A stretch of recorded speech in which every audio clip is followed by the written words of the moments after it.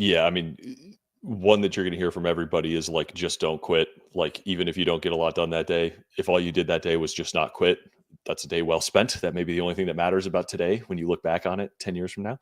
Um, I think learning to think in terms of leverage was like a real key unlock for me personally. That was part of me writing the book and just learning to sort of see your career and your business, your projects, your life in terms of like how much leverage are you accumulating? Are you actually compounding? Are you moving forward?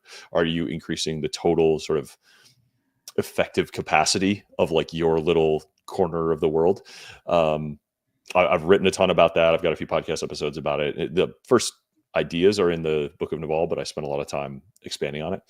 And then one that I don't know, like this is just in my wheelhouse. So I don't know if you'll hear it from other people, but I spend all day, every day having these conversations. A book can do tremendous things to unlock opportunities for you. Um, Mhm. it is long and expensive and high effort to write a book, but that's what makes it a good credential. If you write a great book, it is a tailwind to everything else you ever do. It will set you apart from your peers, competitors. You will get yourself invited to conferences, invited on podcasts, invited to speak. Like you will gain media as a result of it. I am so often shocked at how much sort of surface area for luck that creates.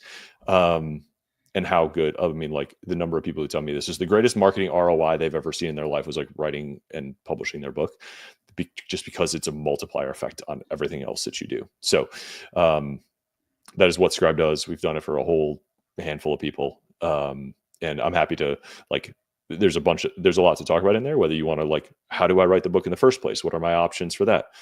All right, I have a manuscript. Now I want to get it published. What are my options for that? And then what do I do with the book once it's completed? How do I make it work for me once it's out there? So those are all three kind of different conversations with different levels of nuance, depending on like where you are, what business you're trying to build, what the trade-offs are that you want to make.